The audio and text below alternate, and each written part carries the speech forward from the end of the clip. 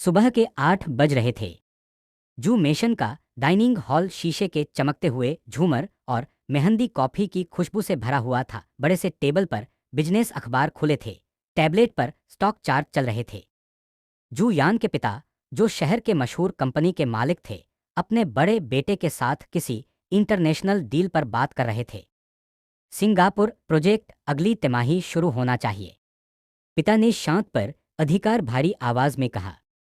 मैं संभाल लूंगा पापा, बड़े भाई ने आत्मविश्वास भरी मुस्कान के साथ जवाब दिया। और ऊपर तीसरी मंजिल पर एक बिल्कुल अलग दुनिया चल रही थी। चेरी ब्लॉसम माँ और हवेली का लाडला यान। जू यान की माँ, जो शहर की शीर्ष आभूषण डिजाइनर थी, सीधा उसके कमरे का दरवाजा खोलकर अंदर घुस आई। मेरा बच्चा, मेरा प्यारा बेटा अभी तक ऐसा हो रहा है। उन्हें बिस्तर पर पड़े तकियों के पहाड़ के बीच से यान को ढूंढा निकला। यान ने नींद में ही उनका हाथ पकड़ लिया, आंखें बंद, होंठ थोड़े से फुले हुए। माँ प्लीज है, थोड़ी देर और। उसने बिल्कुल छोटे बच्चे जैसी शिकायत की। वो इतना सुंदर, मासूम और नाजुक लग रहा था कि किसी का भी दिल पिघल जाए। बिल्कुल नहीं, माँ ने हंसकर उसका गाल खींच लिया।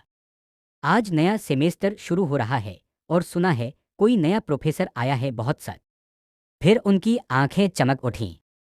वैसे तुम देखो, उन्होंने एक हीरे जड़ित नाजुक कंगन निकला। आज मेरे आउटफिट के साथ मैचिंग मेरे बेटे पर बहुत जचेगा। ब्रेसलेट का नाम सुनते ही यान की नींद गायब हो गई। वो सीधा उठकर बैठ गया। माँ, आप सर्वश्रेष्ठ हैं। फिर आंख मार के बोला। वैसे भी वो प्रोफेसर चाहे कितना भी हॉरर क्यों ना हो, मेरे नखरों के आगे नहीं टिकेगा। प्लेट हंगामा पर डाइनिंग टेबल। नीचे आते ही यान ने सीधा पापा की प्लेट से सेब उठाया और एक बाइट ले ली। यान, पापा ने आंखें दिखाईं, पर यान तब तक अपने बड़े भाई की टाई खींच चुका था। सीधे बैठो, भाई ने नकली गुस्सा दिखाया। तुम कॉलेज में हो, किंडरगार्टन में नहीं। यान ने कुर्सी पर आड़े टेढ़े बैठे हुए कहा। भैया, आप इतने बोरिंग क्यों हो? लाइफ थोड़ी शानदार होनी चाहिए। उसने आंख मारी। क्या घर में सब जानते हैं यार को स्टाइलिश, थोड़ा गर्ली और अलग रहना पसंद है, और किसी को कोई समस्या नहीं थी। उल्टा माँ उसके लिए नए डिजाइन बनाती रहती थी। मेरा बेटा जो पहचाना ट्रेंड बन जाता है, माँ ने गर्व से कहा। स्नातक, टॉप कॉलेज और दोस्तों की मस्ती। कॉलेज गेट पर एंट्री होते ही शोर मच गया। ओई, प्रिंसेस आ गया, रिका ने चिल्लाकर कहा। आज कौन सा ड्रामा? रानो हंसी रोक कर बोली। यान ने धूप का चश्मा थोड़े नीचे खिसकाया। नाटक नहीं डार्लिंग, उपस्थिति। दिन और लक्ष्य उसके पीछे से आए। कल रात फिर गायब था, डैन ने छेड़ा। यान ने कंधा उचकाया। क्रिएटिव लोग रात को जिंदा होते हैं। सब हंस पड़े। क्लास में यान का मतलब था। ब्लैकबोर्ड पर डूडल, उपस्थिति में व्यंग्यात्मक उत्तर और शिक्षकों के धैर्य की परीक्षा। जू यान, बाहर निकलो, एक टीचर ने चिल्लाया। यान खड़ा हुआ, झुक गया। आज का कोटा पूरा। दोस्तों की हंसी से क्लास गूंज उठी। यान को नहीं पता था ये उसकी आखिरी बेफिक्र सुबह थी। चापाकार चंद्र, रात का सन्नाटा और एक गहरा राज। रात के 10 बजते ही यान ने अपने कमरे का दरवाजा बंद कर लिया। ताला, पर्दे बंद। उसने अपने वॉक इन क्लोजेट की एक दीवार को धीरे से धक्का दिया। क्लिक करें। एक गुप्त कमरा खुल गया। यहीं से शुरू होती थी उसकी असली दुनिया। महंगे विग, रेशम गाउन, ब्रांडेड मेकअप, सब अपनी जगह पर बिल्कुल सही ढंग से व्यवस्थित। यान ने आने के सामने बैठकर परिवर्तन शुरू किया। महंगा बेस, बेदाग त्वचा के लिए, डार्क लाइनर और लंबी पलकें, रेशमी काले बालों का विग, और आखिर में आधी रात की नीली रेशमी पोशाक। आईने में अब जू यान नहीं था, वहां रोजिना खड़ी थी, शहर की सबसे रहस्यमयी, सबसे वांछित देवी। उसने लाल लिपस्टिक लगाई, खुद को देखा। चलो रोजिना, वो धीरे से मुस्कुराएगी। आज रात फिर किसी का दिल तोड़ने का वक्त आ गया है। और खिड़की के रास्ते वो रात में खो गई। माइक्रोफोन द वेलवेट रूम, एक अनजाना दीवाना। वेलवेट रूम क्लब में भीड़ पागल थी। लाइट्स बैंड हुई। रोसिना स्टेज पर उसकी एंट्री हुई और क्राउड पागल हो गया। दूर एक कोने में अंधेरे में एक आदमी बिल्कुल शांत बैठा था। गुव वेनरान, शहर का शीर्ष बिजनेस टाइकून। ढंड आंखें, कोई अभिव्यक्ति नहीं। उसकी नज़र सिर्फ रोजना पर थी। प्रबंधक, उसने गहरी ठंडी आवाज में कहा। जी सर, ये गिफ्ट भेजो। उसने पन्ना सेट बॉक्स में रखा। और कहना कल रात प्राइवेट मिलना चाहता हूं। वेनरान नहीं जानता था है देवी कल सुबह उसकी जिंदगी का सबसे बड़ा सिरदर्द बनने वाली है। अध्याय 2, प्रोफेसर का आतंक और यान का पंगा। सुबह के 9 बजे थे। कॉलेज के गलियारों में शोर था, पर जैसे ही एक काली चमचमाती सेडान कार गेट पर रुकी, सब थम गए। कार से एक लंबी रोबदार शख्सियत बाहर निकली। प्रोफेसर गुवेनरान, चुस्त काली शर्ट, औपचारिक ग्रे पतलून और आंखों पर एक महंगा चश्मा। उसके चेहरे पर एक ठंडा एक्सप्रेशन था, जैसे वो किसी को जिंदा दफन करने आया हो। क्लास का माहौल। क्लासरूम में यान हमेशा की तरह सबसे पीछे वाली सीट पर जोड़ी फैले बैठा था। वो अपने दोस्तों को अपनी नई घड़ी दिखा रहा था और जोर जोर से परेशानी हो रही थी। अबे देखना, नया प्रोफेसर जो भी हो 2 दिन में रोने लगेगा, यान ने घमंड से कहा। तभी दरवाज़ा जोर से खुला। टकराना। पूरी क्लास में सन्नाटा छा गया। वेनरान तेजी से चलकर पोडियम तक पहुंचे और अपनी फाइल टेबल पर दे मारी। उसने पूरी क्लास को एक ऐसी नज़रों से देखा कि सबकी रीढ़ की हड्डी में ठंडक दौड़ गई। मेरा नाम गुवेनरान है, मैं यहाँ आपका नया अर्थशास्त्र का प्रोफेसर हूँ, उसने ठंडी आवाज में कहा। मेरी क्लास में 3 नियम हैं। न बात करना, न मोबाइल फोन, और मुझसे पंगा लेने की कोशिश बिल्कुल मत करना। पहली तकरार, द क्लैश। यान को ये एटीट्यूड बिल्कुल पसंद नहीं आया। उसने जानबूझकर जोर से अपना च्युइंग गम चबाया और एक लंबी सीटी बजाई। ओए प्रोफेसर, नियम तो बोरिंग लोग बनाते हैं, हम यहाँ एंजॉय करने आए हैं, लेक्चर सुनने नहीं, यान ने कुर्सी पर पीछे झुकते हुए कहा। वेनरान ने अपनी नजरें उठाईं। उसने यान को ऊपर से नीचे तक देखा। वो महंगा ब्रेसलेट, बिखरे हुए स्टाइलिश बाल और वो घमंडी मुस्कान। तुम, वेनरान ने धीरे से कहा, पर उसकी आवाज में इतनी ताकत थी कि सब डर गए। खड़े हो जाओ। यान बड़े स्टाइल से खड़ा हुआ। जी, हैंडसम प्रोफेसर। पिछली बेंच से आगे आओ और इस सवाल का जवाब दो। वेनरान ने बोर्ड पर एक मुश्किल सा फॉर्मूला लिखा जो किसी को समझ नहीं आ रहा था। यार वहां गया, पर उसने पेन उठाए की जगह बोर्ड पर एक फनी फेस बना दिया। माफ करे प्रोफेसर, मुझे ड्राइंग ज्यादा पसंद है। क्लास में दबी हुई हंसी गूंजी। वेनरान के माथे पर एक लकीर उभरी। उसने यान का कॉलर पकड़ा बहुत करीब से और उसकी आंखों में देखा। यान को एक पल के लिए लगा कि वो पिघल जाएगा, पर अगले ही पल वेनरान ने उसे झटका दिया। बाहर निकलो, वेनरान ने सपत लहजे में कहा। क्या आप मुझे निकल रहे हैं? जानते हैं मेरा बाप कौन है? यान ने गुस्से में चिल्लाया। मुझे तुम्हारे बाप में कोई दिलचस्पी नहीं है, बाहर निकलो अभी, वेनरान ने बिना पीछे मुड़े कहा। नफरत की शुरुआत। यान गुस्से में जोड़ी पटाखते हुए बाहर निकल गया। ठीक है प्रोफेसर गु, अब देखो मैं तुम्हारा जीना कैसे हराम करता हूं। उसने कहा कि वो हर रोज प्रोफेसर को तंग करेगा, कभी उनकी कार के टायर की हवा निकालना, कभी बोर्ड पर गंदी बातें लिखना, और कभी उन्हें सबके सामने बेइज्जत करने की कोशिश करना। लेकिन यान को ये नहीं पता था कि रात को वही डरावना प्रोफेसर उसकी रोसिना पहचान का सबसे बड़ा दीवाना बनकर क्लब में बैठता है। और वेनरान को ये नहीं पता था कि वो जिस रोसिना के गाने पर फिदा है, वो यही बदतमीज लड़का है जिसने उसने क्लास से निकाला है।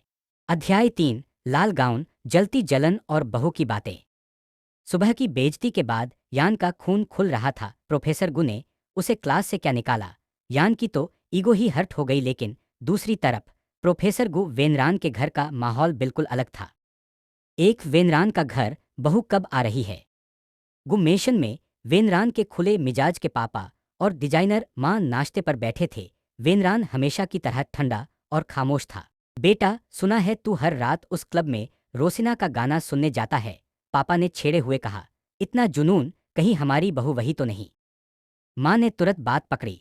अरे वाह, अगर वो इतनी खूबसूरत है तो कब ला रहे हो उसके घर? मैं तो उसके लिए अभी से वेडिंग कलेक्शन का डिज़ाइन शुरू कर देती हूँ। वेनरान ने ठंडी आह भारी। माँ, पापा, वो सिर्फ एक सिंगर है और मुझे उसका एटीट्यूड पसंद है। बस पर अंदर ही अंदर वेनरान ने नाइट गॉडेस के ख्यालों में खोया था। उसने सोचा भी नहीं था कि जिस बहू की बात माँ कर रही है वो वही घमंडी स्टूडेंट है जिसे उसने सुबह कॉलेज में डांटा था। लाल गाउन और खुफिया तैयारी। रात हुई तो यान ने अपना बदला लेने का प्लान बनाया। उसने अपनी छोटी बहन के कमरे से एक शानदार लाल सिल्क गाउन चुराया। बहन ने मुस्कुराकर उसकी मदद की और उसे एक डार्क दिवा वाला लुक दिया। यान ने अपना सिग्नेचर मास्क पहनना। उसका सबसे पक्का दोस्त सोया वहां मौजूद था। सोयू ही वो शख्स था जो रोजिना के हर परफॉर्मेंस में उसके साथ स्टेज पर रहता था। कभी उसका हाथ पकड़कर उसे स्टेज पर लाता तो कभी उसके कान में अगले गाने का नाम बोलता। दोनों की केमिस्ट्री स्टेज पर आग लगा देती थी। द वेलवेट रूम, एक सीक्रेट प्राइवेट रूम में वेनरान बैठा था। इस कमरे से एक वम्बे ग्लास के जरिए वो पूरा स्टेज देख सकता था, पर स्टेज से कोई इस्तेमाल नहीं देख सकता था। जैसे ही रोसिना यान रेड गाउन में स्टेज पर आई, वेनरान की सांसें अटक गई। वो इतनी हसीन लग रही थी कि वेनरान ने ग्लास पर हाथ रख दिया। लेकिन तभी उसने देखा सोयू स्टेज पर आया और उसने रोजिना की कमर पर हाथ रखकर उसे माइक तक पहुंचाया। सोयू ने रोजिना के कान में कुछ कहा और रोजिना यान जोर से हंस दी। सीक्रेट रूम के अंदर वेनरान ने अपना वाइन ग्लास इतने जोर से पकड़ा कि उसकी पोर सुरक्षित हो गई। ये लड़का कौन है? इसकी हिम्मत कैसे हुई उसे इतने करीब से छूने की? वेनरान को सोयू से छायांकित जलन ईर्ष्या हो रही थी। उसने टूरेंट मैनेजर को कॉल किया। उसे लड़के सोयू को स्टेज से हटाओ और रोजिना को ये हीरे का हार अभी भी भेजो। उसे कहो कि कोई उसे दरवाजे से देख रहा है जो उसकी हर हंसी पर मारता है। स्टेज पर जब मैनेजर ने वो महंगा नेकलेस दिया तो यान रोसिना ने उसे देखा तक नहीं। उसने नेकलेस साइड में रखा और सोया का हाथ पकड़ कर डांस शुरू कर दिया। यान मन में सोच रहा था, पता नहीं कौन अमीर थकी है जो रोज इतने तोहफे भेजता है। मुझे क्या, मुझे तो बस अपनी लाइफ एंजॉय करनी है। उधर ग्लास के पीछे खड़ा वेनरान गुस्से से पागल हो रहा था। एक तरफ कॉलेज का वो बदतमीज स्टूडेंट यान और दूसरी तरफ ये नखरेली रोजिना। दोनों ने ही आज उसकी नींद उड़ा दी थी। अध्याय 4, केबिन में सबूत और एक धकधक पल। कॉलेज में अगले दिन यान का गुस्सा ठंडा नहीं हुआ था। कल रात क्लब में हमारे अज्ञात फैन ने उसे परेशान किया था और सुबह इस प्रोफेसर ने। सोयू, तू देख, आज मैं इस प्रोफेसर गु की केबिन में जाकर इसकी सारी फाइल्स बिखेर दूंगा, यान ने गुस्से में कहा। यान चुपके से प्रोफेसर गु के केबिन में घुस गया। केबिन बिल्कुल उनकी तरह साफ और ठंडी थी। यान ने टेबल की दराज खोली तो उसकी आंखें फटी रह गईं। वहां वही गिफ्ट बॉक्स पड़ा था जो कल रात क्लब में रोसिना को भेजा गया था। हमारे पास द वेलवेट रूम का लोगो था। ये बॉक्स यहाँ क्या कर रहा है? क्या प्रोफेसर गु ही वो ठरकी फैन है? यान का दिल जोर से धड़का, पर फिर उसने सारा झटका दिया। नहीं, इतना खड़ूस इंसान क्लब जैसा मजाक कर ही नहीं सकता। शायद किसी ने उन्हें नतीजा दी होगी। तभी दरवाजा खुला और प्रोफेसर गु वेनरान अंदर दाखिल हुए। यान हदबदा कर पीछे मुड़ा और उसका पैर कालीन में फंस गया। वो गिरने ही वाला था कि वेनरान ने तेजी से आगे बढ़कर उसकी कमर में हाथ डाला और उसे थाम लिया। दोनों एक दूसरे के बहुत करीब थे। यान ने पहली बार इतने करीब से देखा कि प्रोफेसर की आंखें कितनी गहरी हैं। उनके शरीर से एक महंगी मर्दाना परफ्यूम की खुशबू आ रही थी। वेनरान ने थोड़ी देर तक यान को देखा। यान का चेहरा देखकर बार बार रोसिना की याद आ रही थी। वही पतला शरीर, वही मासूमियत। मेरी केबिन में क्या कर रहे हो जू यान? वेनरान ने अपनी भारी आवाज में पूछा। उनका हाथ अभी भी यान की कमर पर था। यान ने झटके से खुद को अलग किया। उसका चेहरा शर्म और गुस्से से लाल हो गया। मैं तो बस आपकी शिकायत करने के लिए सब कुछ ढूंढ रहा था, छोड़िए मुझे। यान वहां से भाग निकला, पर उसके दिल की धड़कन रुकने का नाम नहीं ले रही थी। उसने पहली बार महसूस किया कि उसे पसंद है और बदकिस्मती से उसे अपने दुश्मन प्रोफेसर पर क्रश हो रहा था। रात को क्लब में यान रोसिना बैन कर स्टेज पर था, पर उसका ध्यान गाने में नहीं था। वो बार बार उस सीक्रेट वीआईपी रूम की तरफ देख रहा था। क्या वो सच में वही है? उसने मन में सोचा। उधर कमरे में वेनरान ने देखा कि आज रोजिना थोड़ी खोई खोई है। उसने मैनेजर को बुलाया। रोसिना को कहो कि आज वो बिना सोयू के मुझसे मिलने आए, वरना मैं स्टेज से उठा लूंगा। यान को जब ये मैसेज मिला तो वो डर गया पर एक्साइटेड भी था। उसने मास्क ठीक किया और ढकते दिल के साथ वीआईपी रूम की तरफ बढ़ा लगा था कि आज पर्दा उठ जाएगा। पर वेनरान ने लाइट्स इतनी मंद कर दी थी कि यान को सिर्फ उनका एक साया सिलहूट दिख रहा था। तुम आज परेशान लग रही हो, रोजिना, वेनरान ने अंधेरे से कहा। उनकी आवाज सुनते ही यान के रोंगटे खड़े हो गए। ये तो बिल्कुल प्रोफेसर गु जैसी है। चैप्टर 5, अंकल का धोखा और कॉलेज में तड़प। क्लब के वीआईपी रूम के बाहर यान रोसिना खड़ी होकर दिल के साथ इंतजार कर रहा था, लेकिन तभी प्रोफेसर गु वेनरान को एक अर्जेंट बिजनेस मीटिंग के लिए वहां से तुरंत निकलना पड़ा। उन्होंने अपने एक पुराने और भरोसे वाले मैनेजर, जो उम्र में काफी बड़े थे, को वहां रुका दिया ताकि वो रोसिना को तोहफा दे सके। ये तो अंकल हैं। यान ने जैसे ही कमरे का दरवाजा खोला, सामने वही मैनेजर खड़ा था। अंधेरा होने की वजह से यान को लगा यही उसका ऑब्सेस्ड फैन है। दूसरे मैनेजर ने कहा, रोसिना जी, सर ने आपके लिए यह तोहफा भेजा है।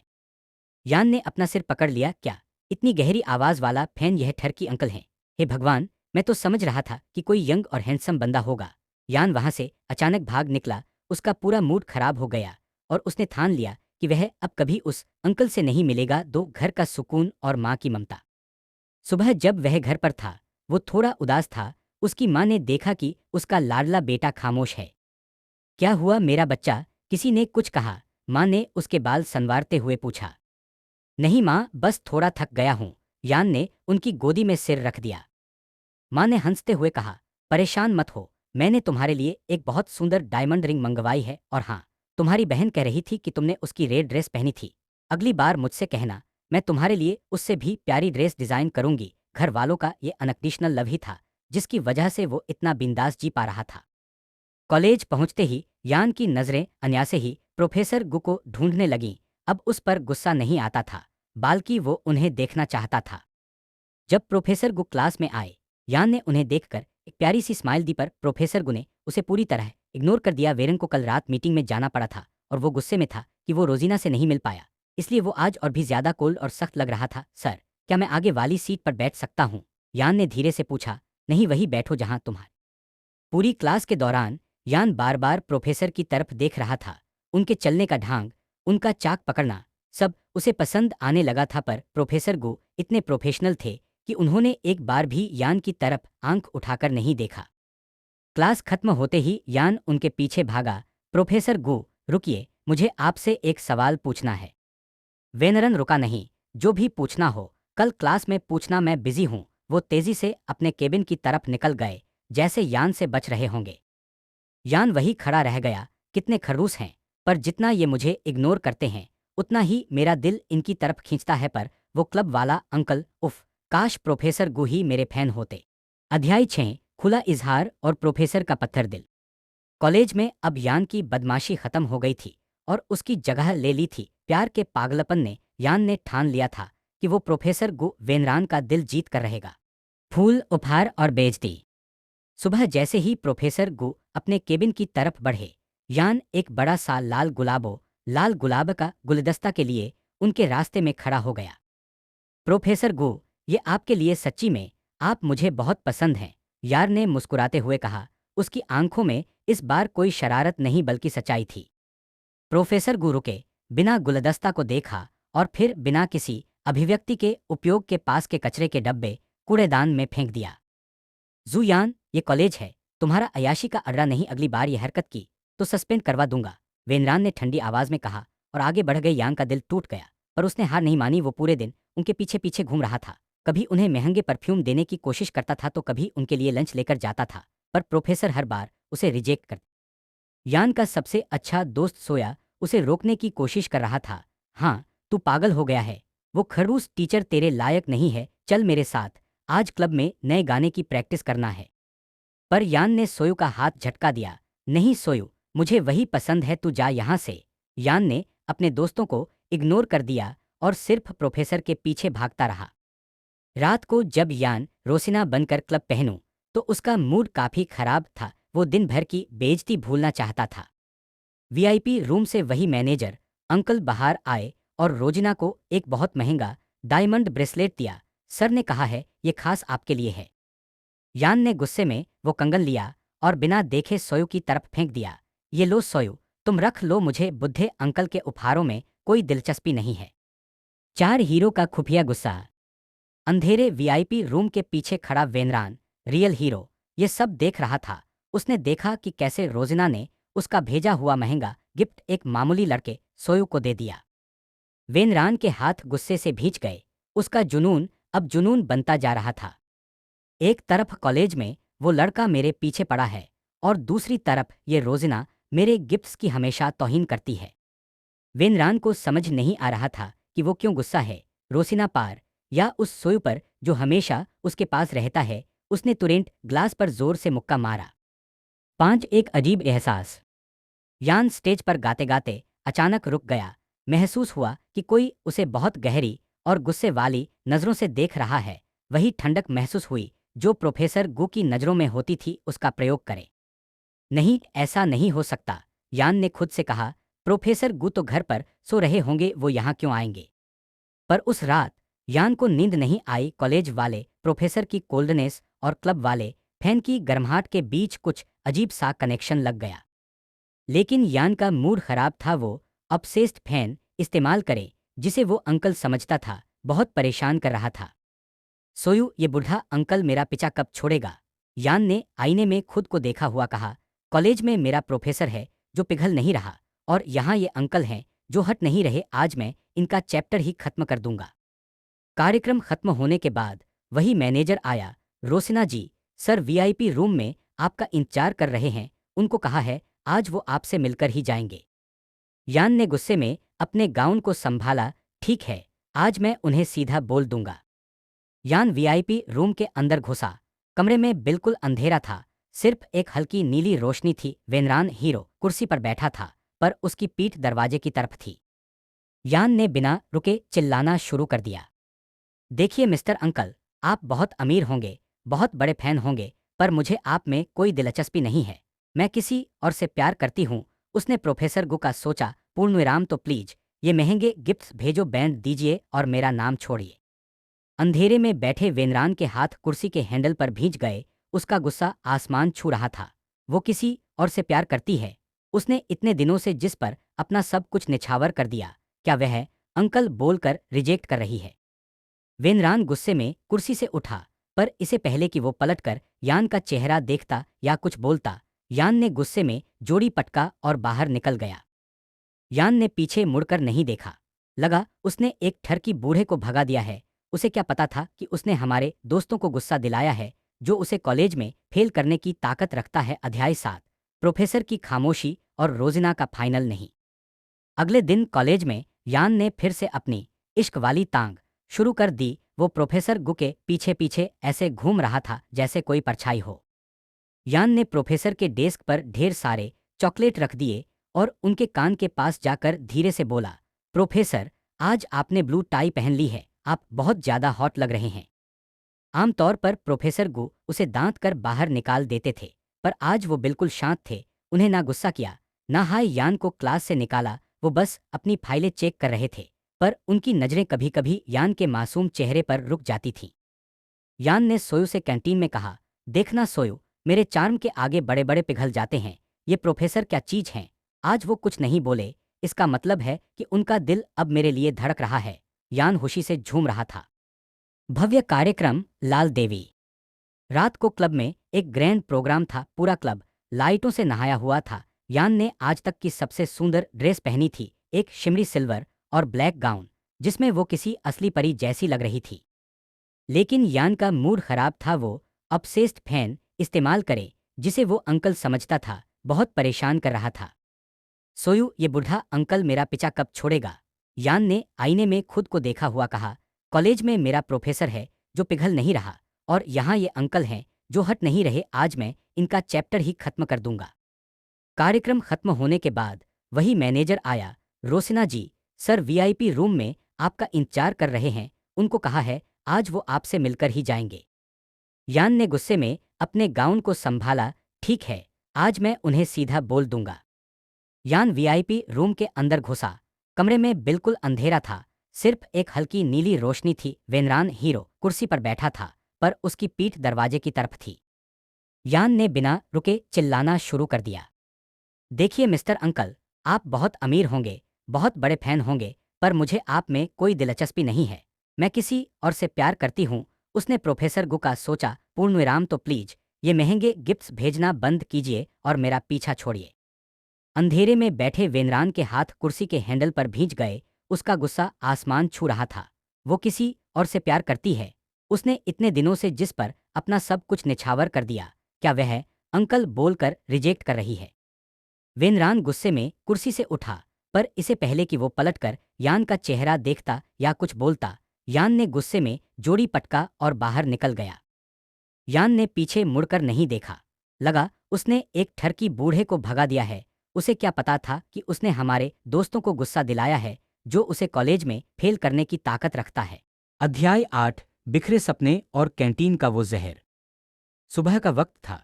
जू मेशन के किचन में पहली बार शोरशबा नहीं, बल्कि एक खुशी थी। यान, जो हमेशा अपने कपड़ों और लुक के बारे में सोचता था, आज एप्रन पहनकर पास्ता बनाने में लगा था। देखो तो जरा, हमारा शहजादा आज किचन का काम कर रहा है। यान की माँ ने पीछे से आकर उसके बिखरे बाल सही किए। उनकी आंखों में खुशी थी, क्योंकि उनका बेटा पहली बार किसी के लिए इतनी मेहनत कर रहा था। भैया, अगर प्रोफेसर गु ने ये खाया ना, तो वो आपके सारे पिछले पंगे भूल जाएंगे। उसकी छोटी बहन ने पास्ता का स्वाद लेते हुए कहा। साची, बहुत टेस्टी बना है। माँ, देखो ना, यान भैया ने कितने प्यार से पैकेजिंग भी की है। यान ने शर्मा कर एक प्यारा सा टिफिन बॉक्स पैक किया। उसने मन में सोचा, प्रोफेसर कल चुप थे, शायद उन्हें मेरी भावनाएं समझ आ रही हैं। आज ये टिफिन उनका गुस्सा हमेशा के लिए खत्म कर देगा। उसने बड़े अरमानों से वो बॉक्स उठाया और कॉलेज निकल गया। कॉलेज की कैंटीन खचाखच भारी थी। प्रोफेसर गु वेनरान अपने कुछ सहकर्मियों के साथ एक टेबल पर बैठे थे। यान ने एक गहरी सांस ली और अपने दिल की धड़कन को संभालते हुए उनके पास पहुंचा। पूरी कैंटीन की नजरें अन पर थी। यान ने मुस्कुराकर टिफिन टेबल पर रखा। प्रोफेसर गु, मैंने ये अपने हाथों से पहली बार आपके लिए बनाया है। यान की आवाज थोड़ी कानप रही थी। मैं जानता हूं मैंने पहले बहुत गलतियां की हैं, पर मैं सच्ची में आपको पसंद करता हूं। कृपया इसे कबूल कीजिए। प्रोफेसर गु वेनरन, जो कल रात रोजिना यान के रिजेक्शन से गुस्से में पागल हो रहे थे, उनके लिए यान का ये मासूम चेहरा आग में पेट्रोल का काम कर गया। उन्हें लगा कि ये बड़ा हुआ अमीर लड़का यान पूरी कैंटीन के सामने उनका मजाक उड़ा रहा है। वेनरान खड़े हुए। उनकी आंखों में नफरत की आग थी। उन्होंने टिफिन बॉक्स को देखा और फिर एक झटके में क्रैश। उन्हें टिफिन उठाकर फर्श पर दे मारा। टिफिन खुल गया और यान की मेहनत से बनाया हुआ पास्ता मिट्टी और कचरे में मिल गया। तुम्हें क्या लगता है जू यान, तुम्हारे इस सस्ते हस्तनिर्मित नाटक से मैं पिघल जाऊंगा? वेनरान की आवाज पूरी कैंटीन में गरजी। तुम जैसे लोग प्यार का मतलब भी जानते हो। तुमने ये सब सिर्फ अपने अहंकार के लिए किया है, ताकि तुम सबको दिखा सको कि तुम एक प्रोफेसर को भी खरीद सकते हो। पी प्रोफेसर, मैंने तो सिर्फ। यान की आंखों में आंसू भर आए। उसका गला रुध गया। चुप रहो, मुझसे नफरत है, तुम्हारे इस चेहरे से और तुम्हारे इस घटिया खाने से। अगली बार अगर तुम मेरे आसपास भी दिखोगे, तो मैं तुम्हें कॉलेज से रस्टिकेट करवा दूंगा। मेरी नजरों से दूर हो जाओ, तुम बिगड़ैल लड़के। पूरी कैंटीन में लोग हंसने लगे। यार वही खड़ा रहा। उसकी नजरें फर्श पर बिखरे हमें खाने पर थी, जिसने माँ और बहन के साथ मिलकर इतना प्यार बनाया था। महसूस हुआ जैसे उसके दिल के टुकड़े भी हमारे टिफिन की तरह फर्श पर बिखरे पड़े हैं। सोयू तेजी से आगे बढ़ा और उसने यान का हाथ पकड़ा। उसने गुस्से से प्रोफेसर गु की तरफ देखा। आप एक टीचर के नाम पर कलंक हैं। किसी की भावनाओं का मजाक उड़ाना आपको बहुत महंगा पड़ेगा। सोयू यान को खींचकर वहां से बाहर ले गया। यान की आंखों से आंसू रुक नहीं रहे थे। उसने पहली बार किसी को अपना दिल दिया था और बदले में उसने पूरे कॉलेज के सामने जलील किया। उस रात यान ने रोसिना का गाउन तो पहना, स्टेज पर उसकी रूह नहीं थी। उसने मास्क के पीछे अपने आंसू छुपाए और एक दर्द भरा गाना शुरू किया। अंधेरे वीआईपी रूम में बैठा वेनरान, हीरो रोजिना की आवाज में वो तड़प महसूस कर सकता था।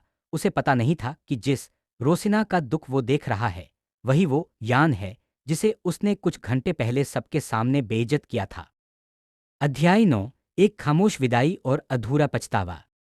कैंटीन वाली घटना ने यान के अंदर की सारी मासूमियत और चमक छीन ली थी। जूमेशन, जो हमेशा यान की शरारतों से गूंजता था, आज वहां कब्रिस्तान जैसी खामोशी थी। यान ने 3 दिन से अपने कमरे का दरवाजा नहीं खोला था।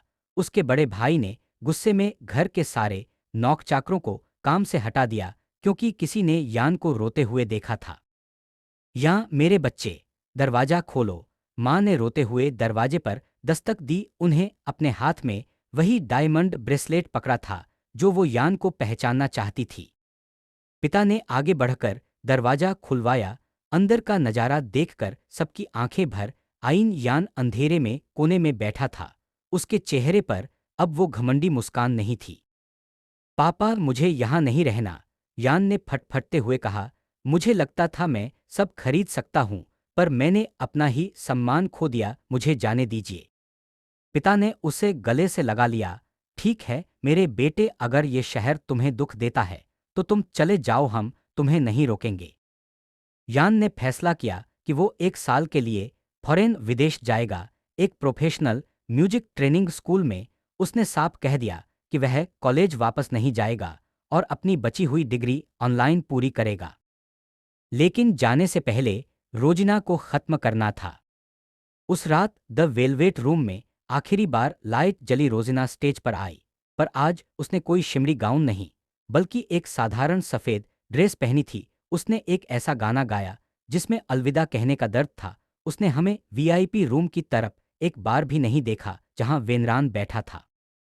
गाना खत्म होते ही रोजिना स्टेज से उतरी और हमेशा के लिए गायब हो गई। अगले दिन से द वेलवेट रूम में रोजिना नाम की कोई हस्ती नहीं थी। कॉलेज में प्रोफेसर गु वेनरान को लगा था कि यान अगले दिन फिर कोई नया तमाशा करेगा, पर जब यान की सीट खाली रही तो उन्हें अजीब सा लगने लगा। 1 हफ्ता, 2 हफ्ता, यान का कोई पता नहीं था। वेनरान को बार बार कैंटीन का वो दृश्य याद आता है, यान की वो उम्मीद भरी आंखें और वो बिखरा हुआ पास्ता। उन्हें एहसास हुआ कि उनका गुस्सा जरूरी से ज्यादा था। वो सिर्फ एक बच्चा था। मैंने उसकी भावनाओं की इतनी बुरी बेइज्जती क्यों की? अनहोन यान को फोन करने की कोशिश की, पर नंबर बंद था। वो उसके घर गए, पर वहां के गार्ड ने उन्हें अंदर तक नहीं जाने दिया। बेचैन होकर वेनरान क्लब पहुंचा। मुझे रोजिना से मिलना है, कहाँ है वो? मैनेजर ने सारा झुक लिया। सर, रोजिना हमेशा के लिए चली गई। उसने अपना कॉन्ट्रैक्ट तोड़ दिया और अपना सारा रिकॉर्ड मिटा दिया। वेनरान ने अपनी पूरी ताकत लगा दी। रोसिना नाम की हर गायिका, हर लड़की का डेटा निकालवाया, पर मानो उस नाम की कोई लड़की कभी इस शहर में थी ही नहीं। वेनरान को पता ही नहीं था कि वो जिसे ढूंढ रहा था वो वही लड़का था जिसे उसने खुद ठुकराया था। अब वेनरान हर रात उसके क्लब में अकेला बैठा, उनकी पुरानी यादों के सहारे। अब ना चैन मिलता था, ना सुकून का प्रयोग करे। वो रोजाना कॉलेज में यान की खाली बेंच को देखता और रात में रोजाना का इंतजार करता। दोनों ही उसकी जिंदगी से धुएं की तरह उड़ चुके थे।